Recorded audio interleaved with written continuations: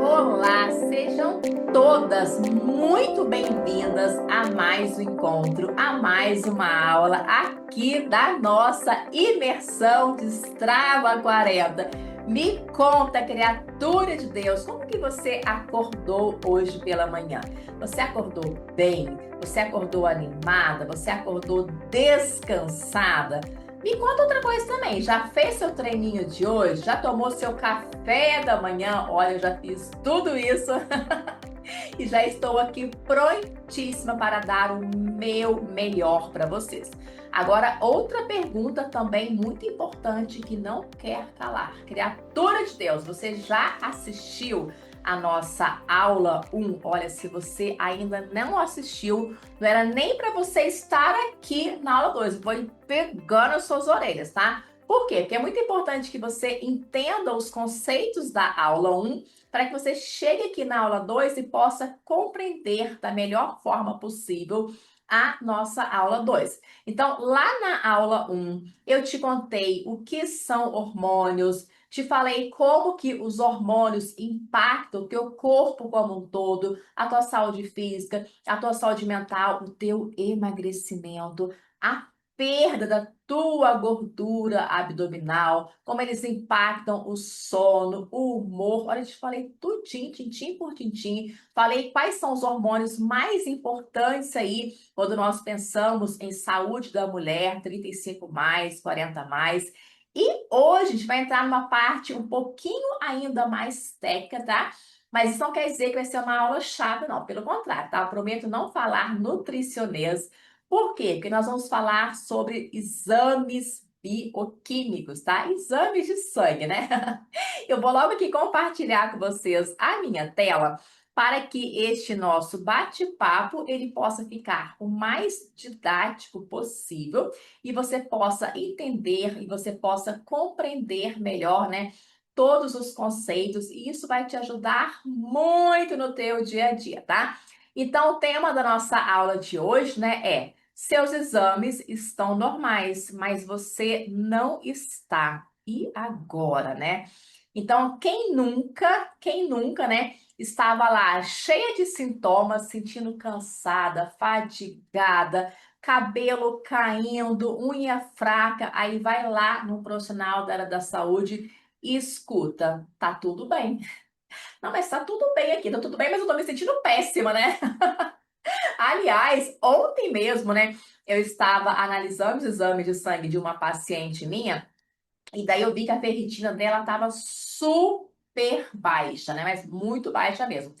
Aí eu falei assim, criatura de Deus, você não anda se sentindo cansada, fadigada, cabelo caindo, não? Cara, ela me respondeu assim, TT do céu, eu sinto tudo isso aí, meu cabelo cai de tufos, ela usou essa expressão, meu cabelo cai de tufos, e eu já fui em vários profissionais da área da saúde e sempre escuto que tá tudo bem, né? Então nunca ninguém falou pra ela, olha, talvez essa queda de cabelo, esse cansaço, essa fadiga, essa disposição é por conta desta ferritina que está baixíssima aqui. E se essa ferritina está baixíssima aqui, a gente precisa investigar o porquê e não apenas suplementar ferro, né? Então, a ferritina é uma proteína que armazena o ferro. Então, se ela está muito baixa, é necessário uma investigação mais a fundo para que você possa entender o que está por trás daquilo. E isso é muito sério, tá? Muito sério e às vezes até perigoso se você não faz essa investigação, né? Aí, quando eu atendo uma paciente mulher, a primeira coisa que eu pergunto para essa paciente é: Fulana, tua ferritina tá muito baixa aqui, tá? Como que é o teu fluxo menstrual, né? Você menstrua demais, o sangramento ele é muito intenso, porque na maior parte dos casos, né, é a causa do sangramento intenso. Essa mulher, ela menstrua, ela fica menstruando 5, 6, 7 dias no mês, e tem um fluxo muito intenso, então acaba perdendo muito sangue, acaba perdendo muito ferro e fica com estoque de ferritina baixo, né? E daí, ontem eu conversando com ela, fazendo essa investigação mais a fundo, né? E daí foi justamente isso. Ela tem um fluxo menstrual muito intenso, ela tem um sangramento muito intenso, e por conta disso a ferritina dela estava extremamente baixa. Só que nunca nenhum profissional tinha pegado os exames dela, tinha conversado com ela, tinha investigado isso mais a fundo, né? Então é muito importante que você olhe os seus exames, né? Mas também olhe para você mesma, olhe principalmente para os seus sinais e para os seus sintomas, né? Isso principalmente depois dos 40 anos, né? Onde nossos hormônios eles começam a oscilar demais, onde nossos hormônios começam a mudar demais. Então a gente sempre tem que correlacionar a sintomatologia clínica. Nossa, TT, que nome é esse? Sintomatologia clínica. Calma, sintomatologia clínica nada mais é do que você investigar, conversar com o teu paciente, né? E perguntar quais são as queixas que ele tem, né? Quais são as reclamações, queixas, quais são os sinais, quais são os sintomas, né? Então, como o exemplo que eu dei para vocês aqui, eu pego uma paciente com uma ferritina muito baixa, eu vou perguntar como que é o fluxo sanguíneo dela, né? Se ela tem alguma doença inflamatória intestinal, para investigar a questão da absorção, né? Então, assim, a gente começa a investigar mais a fundo. Se a ferritina estiver muito alta, a gente começa a investigar um processo de inflamação mais crônica, né? Então, a gente sempre tem que correlacionar, então guardem isso na cabeça de vocês, tá? A gente sempre tem que correlacionar os sintomas da paciente com os exames bioquímicos, porque muitas vezes os exames estarão lá normais, entre aspas, mas você não estará normal. Então, se você não está normal, né, você precisa buscar um tratamento. Por isso que todas vocês que migrarem aqui, né, do Strava 40 para o TT 40, que é meu programa Trincado e Turbinada 40 mais, todas vocês que migrarem para lá, né, na semana que vem, o que que vocês vão receber? Vocês vão receber, né, uma análise individualizada de exames bioquímicos. Aliás, eu vou fazer muito mais que isso, né? Quem tiver exames recentes, eu vou avaliar individualmente, serei eu mesma, não é nenhuma IA, não é ninguém da minha equipe, eu vou avaliar individualmente. Quem não tiver, né, exames recentes, eu vou fazer a prescrição, você vai ter a prescrição com o meu nome, com o meu carimbo, e você vai no laboratório fazer esses exames, né? E além disso, você vai responder um questionário, né, para que eu possa identificar toda essa sua sintomatologia. Então, no questionário eu vou te perguntar, né? A tua idade, o teu peso, sinais, sintomas, queixo, tudo para a gente poder, né, da melhor forma possível, tratar isso, né? Tratar os seus sintomas, os seus sinais, correlacionando aí com os seus exames bioquímicos de uma forma o mais individualizado possível, tá?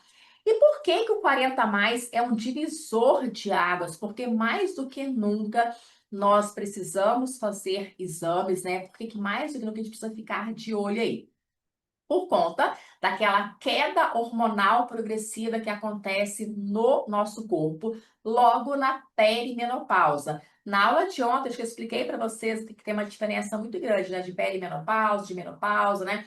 Então, a perimenopausa é um evento que antecede a menopausa. TT, como que eu sei que eu menopausei? Então, eu posso falar que uma mulher já está na menopausa quando ela já está há 12 meses consecutivos sem menstruar. Então, há 12 meses. Nada de fluxo sanguíneo menstrual, né? Eu já entrei na menopausa. Só que a perimenopausa é um evento que acontece de 6 meses a 13 anos antes. Isso mesmo, 13 anos antes, tá?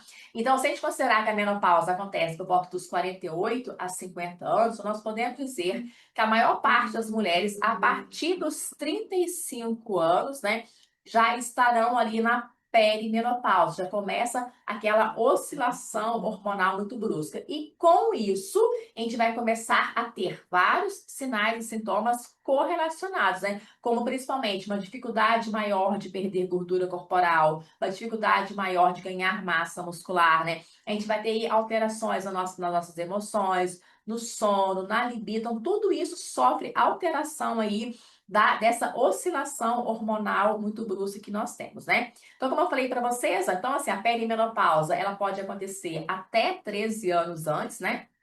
Da menopausa. A menopausa, por volta dos 48 a 50, e após menopausa, depois que você já menopausou. Então, tudo isso a gente chama de quê? De climatério. Então, climatério é esse período de transição aqui, durante o qual o corpo da mulher passa por várias mudanças hormonais que levam à menopausa.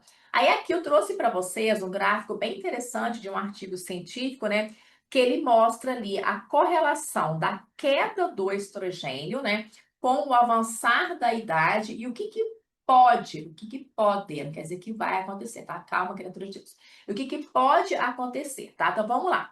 Aqui nós temos nível de estrogênio, aqui nós temos idade e os sintomas do mais fraco até o mais forte. Então, como eu falei para vocês, a perimenopausa, ela começa aqui por volta dos 35 anos de idade. Então, com 35 anos já é muito comum nós observarmos em algumas mulheres alterações de humor, cólicas mais intensas no período menstrual, insônia, aumento de peso, náusea, irritabilidade, ansiedade, perda de libido, secura vaginal, ciclos menstruais mais irregulares, insônia. Então, só que aqui os sintomas eles começam mais fraco, né? Com 35 anos, os sintomas são bem fraquinhos, né? E eles vão aumentando. Aí, por volta dos 40 anos, ó, eles ficam mais intensos, tá? Aí, aqui por volta dos 45 anos, né? Que vai chegando próximo da menopausa, né? Pode acontecer o término da menstruação, né? Ou o ciclo menstrual ficar ainda mais irregular. A perda da libido, ela acentua ainda mais. Então, repare que aqui já está bem azulzinho, ó. As ondas de calor em algumas mulheres podem acontecer, tá? Os suores noturnos também. Aí aqui, por volta dos 55 anos, que já é a pós-menopausa para a maioria das mulheres, né? Aí nós temos um risco maior de câncer de mama, de depressão, de osteoporose, de infecção urinária e até mesmo doença cardíaca. Na nossa aula de ontem, eu expliquei todos esses sinais e sintomas aqui. Por isso eu falei para vocês que quem ainda não assistiu a aula 1 precisa assistir, porque vocês vão entender, né, a correlação dessa queda hormonal com todos esses sinais e sintomas, tá? Então, vejam bem, você chegou aqui na casa dos 40, dos 30, né? Então, não basta você olhar os seus exames dentro do intervalo de referência. Deixa eu explicar para vocês o que é isso, tá? Vamos lá, vou pegar. Eu sempre gosto de pegar um exemplo da insulina. Por quê? Porque o intervalo de referência da insulina, ele é muito grande, ele é enorme, né? Então, a maioria dos laboratórios considera o intervalo de referência da insulina, né, como valores normais, entre aspas, né, de 2 até 24.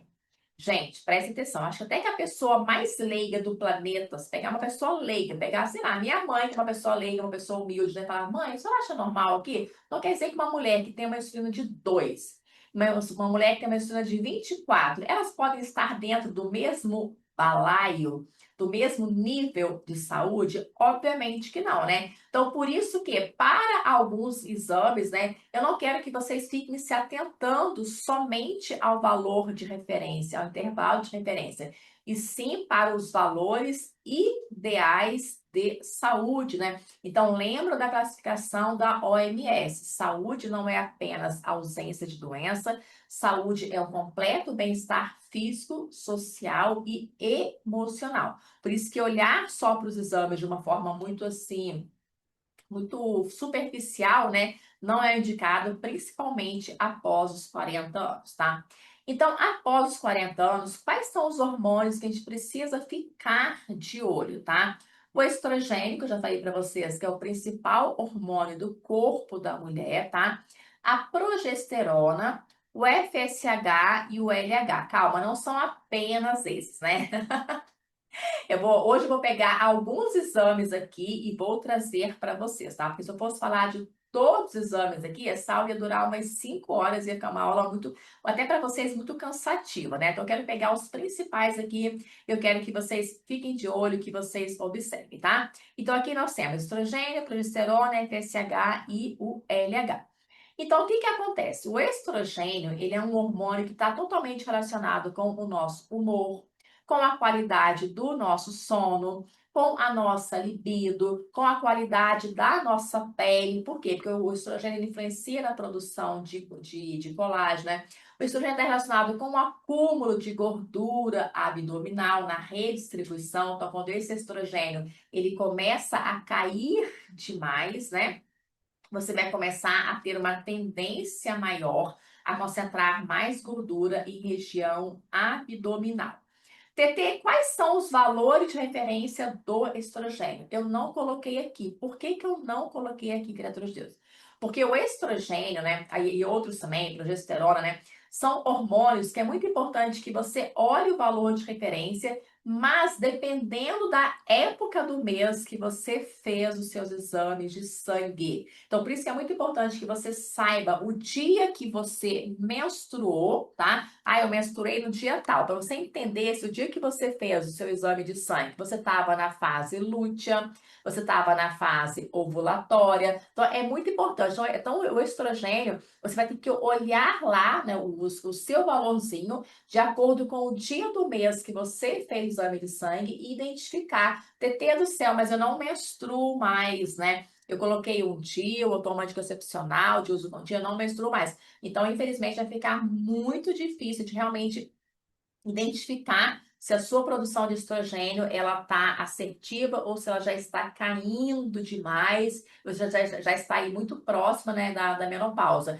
Então, lembrando aqui, o valor de referência do estrogênio depende da fase do mês que você fez os seus exames. Você estava na fase lútea, estava na fase ovulatória, né? Então, depende muito da fase em que você estava. A questão é, quando ele começa a cair demais, né? Você vai começar a ter mais fogachos, né? TT, o fogacho acomete toda a mulher? Não, aproximadamente 30% das mulheres têm fogacho, tá? Você vai começar a ter mais secura vaginal, você vai começar a ter mais tendência a ganhar peso. Lembra que eu contei para vocês? Com a queda do estrogênio, a nossa taxa metabólica basal, ela pode cair em até 20%, ou seja, com isso, o teu metabolismo ele fica muito mais lento, ele fica muito mais preguiçoso, e a tendência de você acumular gordura se torna ainda maior, né? Com a queda do estrogênio, como o estrogênio influencia também a produção de alguns neurotransmissores, como a serotonina, você vai começar a ter uma sensação de irritabilidade, de alterações de humor. Então, se você tiver teu exame de sangue em mãos aí, tenta celebrar quando que você fez esse exame, tá? E que fase do mês, que fase menstrual do mês que você estava e veja se o seu estrogênio ele está dentro dos valores de referência, né? Se ele está muito mais próximo do limiar, né, inferior, se ele está mais próximo do limiar superior. Tudo isso é extremamente importante. E tudo isso vale também para a progesterona, que é o segundo hormônio mais importante aqui do corpo da mulher, né? Quais são as principais funções da progesterona? Ela auxilia na qualidade do sono. Então, é muito comum quando essa progesterona ela começa a cair, né? A mulher ter queixas de sono irregular. Entendeu o que é esse sono irregular? É quando a mulher, ela até consegue dormir cedo, por volta das 9 da noite, ela dorme, 22 horas ela dorme, só que dá por volta das 3 da manhã, 3 e meia da manhã, 4 horas da manhã, ela desperta, ou ela fica tendo aquele sono picadinho, sabe? Ela não consegue ter um sono reparador, tá?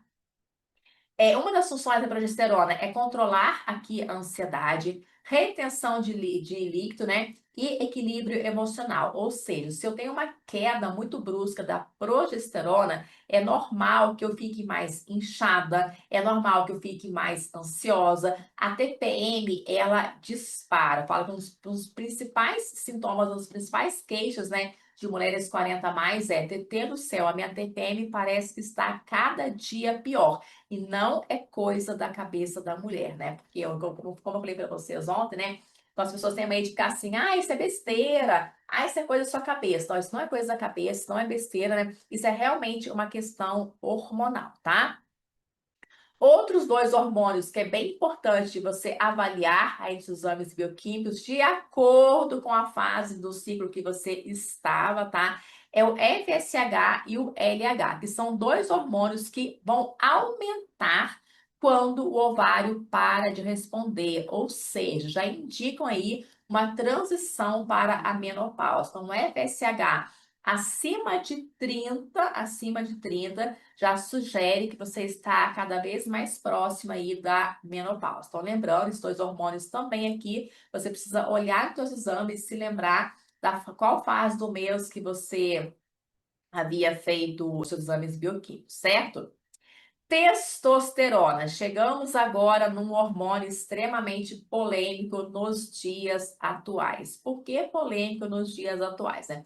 Porque no presente momento que eu estou gravando essa aula aqui, né, eu tenho observado uma discussão, entre aspas, no meio acadêmico, né, onde alguns profissionais falam o seguinte: ah, não é importante dosar a texto nas mulheres, né? Até porque a testosterona da mulher, ela não se altera muito ao longo da vida, né? Não é tipo assim, igual ao estrogênio, a progesterona, o FSH, o LH, que tem assim uma mudança muito brusca, né?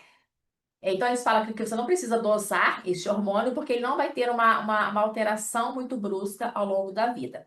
Mas o que, que eu percebo na minha prática clínica, eu TT, que trabalho basicamente com mulheres, que altera sim. Um dia desses, pra vocês terem noção, eu peguei uma paciente com uma testosterona de 2, estava muito baixa. E ela tinha todas essas queixas aqui, ó, cansaço, desânimo, queda de cabelo, libido zero, né? E aí, ou seja, ela chegou com essas queixas no meu consultório e quando eu pedi exames para ela, tava lá, testosterona extremamente baixa. Então, vocês falam de que a testo quase não se altera ao longo da vida, nem sempre é real, tá? Por isso que é muito importante que você olhe lá no seu exame bioquímico, né? Quais são os valores de referência, veja aonde que você está, tá? Aqui eu falo, quando eu falo de testosterona, é ideal que você esteja pelo menos ali na mediana, né? Não, ele nunca naquele limite inferior para que você não tenha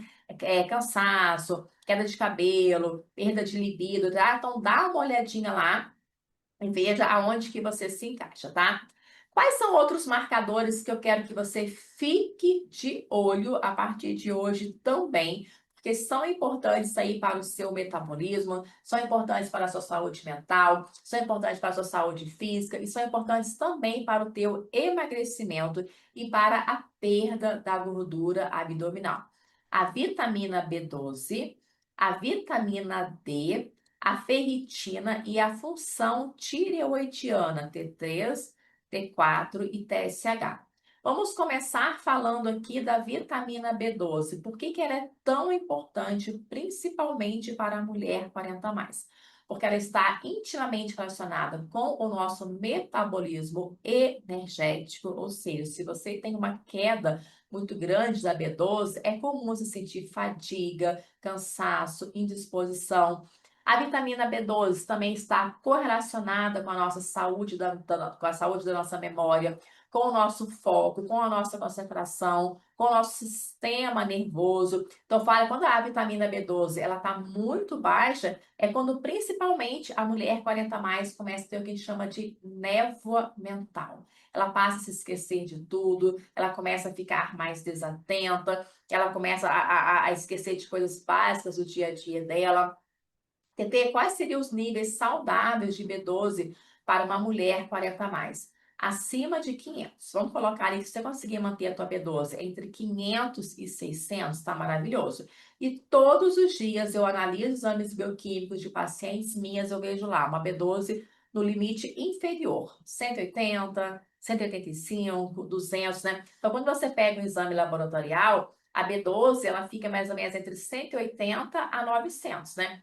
Então, eu não quero ficar aqui no 180, eu quero ficar aqui pelo menos, né, acima da mediana. Então, a mediana é 450, eu tenho que ficar aqui próximo de 500 e próximo de 600 para que eu não tenha essas queixas, para que eu não tenha sintomas de cansaço, fadiga, indisposição, dormência, né?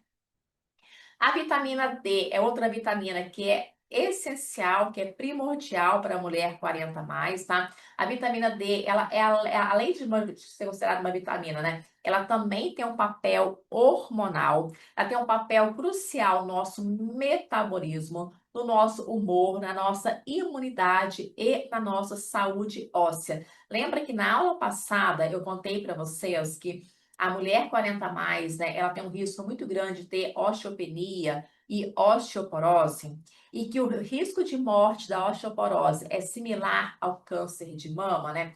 Então, olha quem é super importante aqui para evitar uma osteopenia e uma osteoporose. A vitamina D, tá?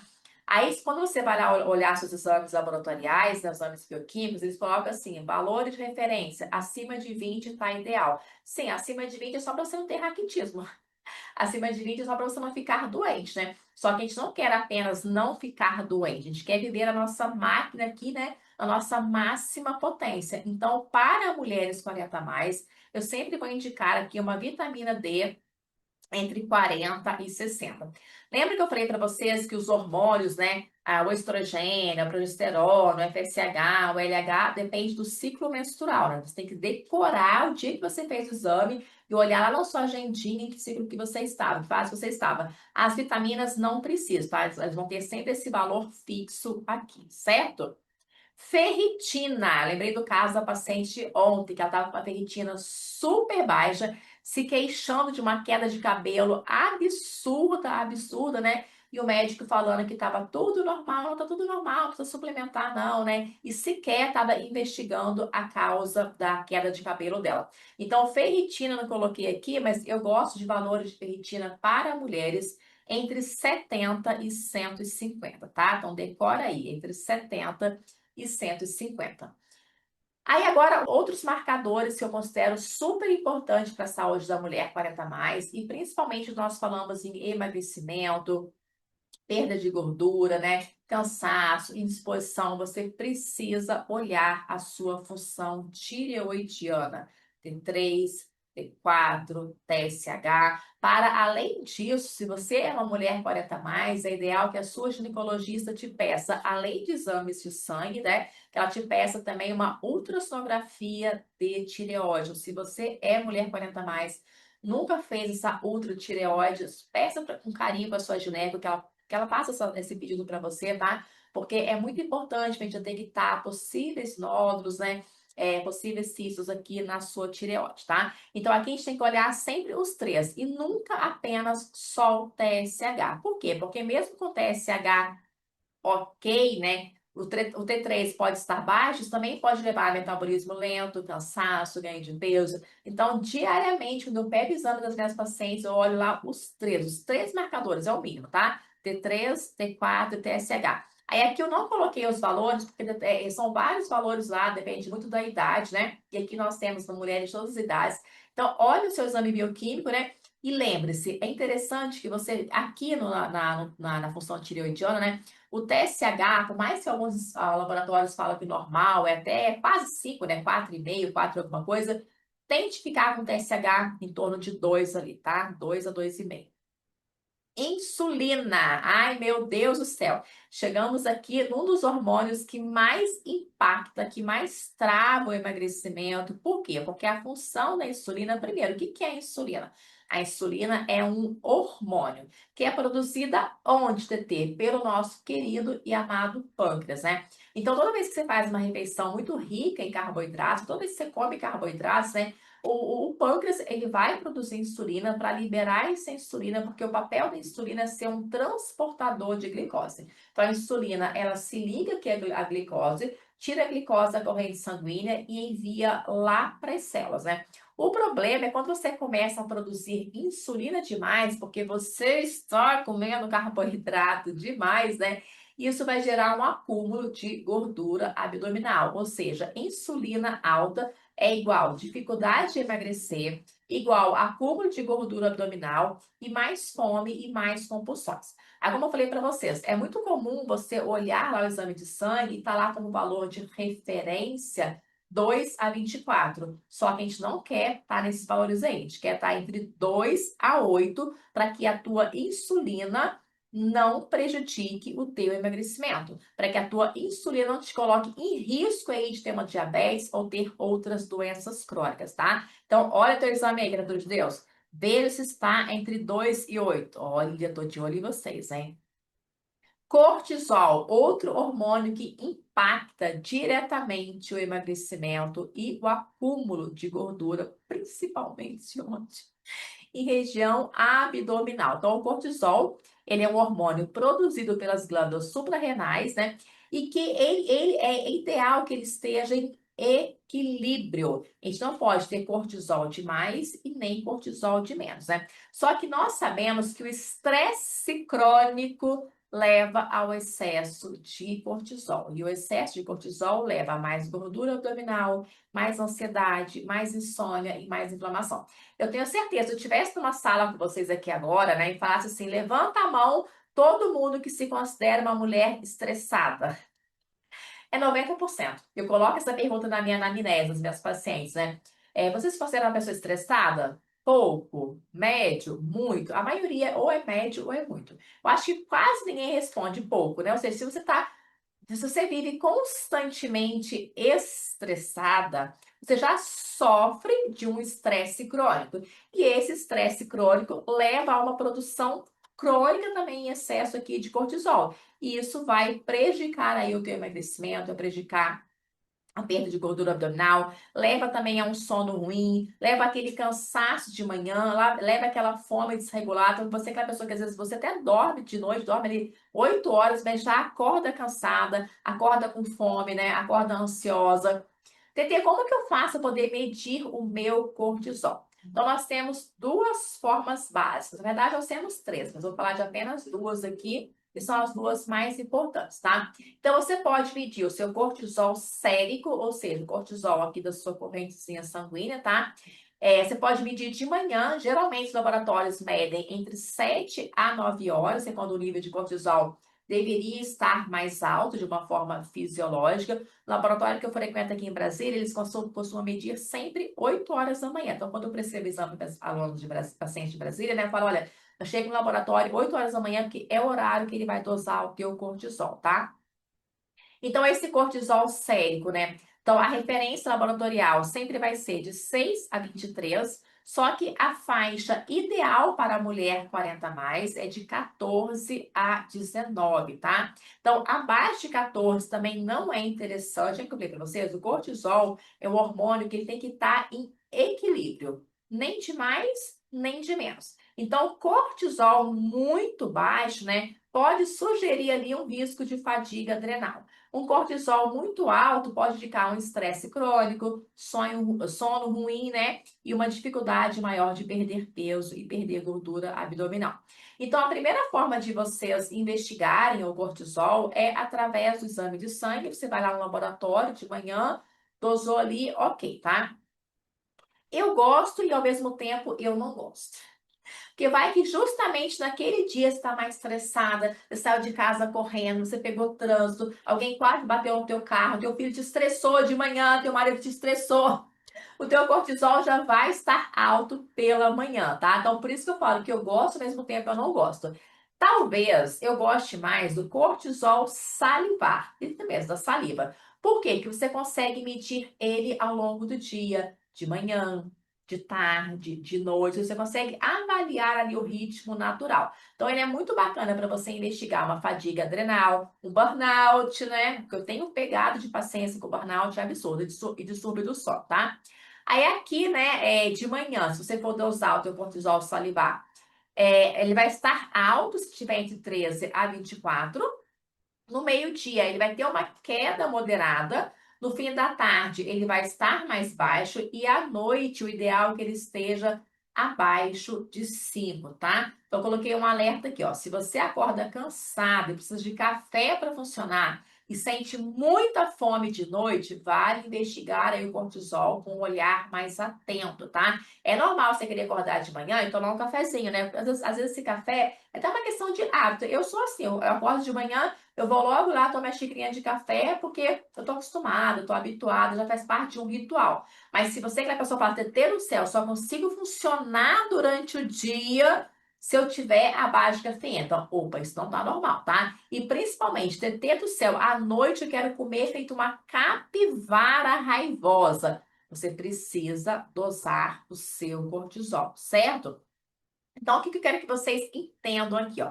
Que os exames, eles precisam ser interpretados com contexto, né? Lembra que no começo eu falei para vocês, né? A gente nunca vai olhar só o exame de sangue.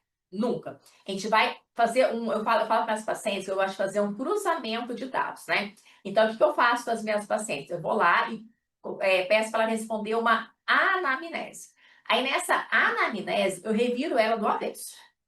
Eu pergunto como que ela acorda, como que ela acorda fisiologicamente e emocionalmente. Eu pergunto para ela se ela tem vontade de comer doce. Eu pergunto para ela se ela tem fome ao longo do dia, se ela está mais ansiosa, se ela está mais estressada, qual é o nível dessa ansiedade, qual é o nível desse estresse, né? Então, eu faço assim um catatal de perguntas na anamnese dela. Aí eu vou lendo, né? Ah, acorda cansada, acorda com fome, tem muita fome noturna, tem vontade de comer doce, tá com dificuldade de perder peso. Então, eu fiz essa anamnese de uma forma bem criteriosa, aí depois eu falo, agora eu vou ver os exames de sangue dela. Aí eu vou fazendo esse cruzamento de dados, ou seja, eu falo que a mulher 40 mais, ela precisa desse olhar clínico e mais individualizado, né? Por isso eu já falei para vocês, todas vocês que migrarem do Destrava para o programa Trincada e Turbinada 40 mais, terão isso. Vocês vão responder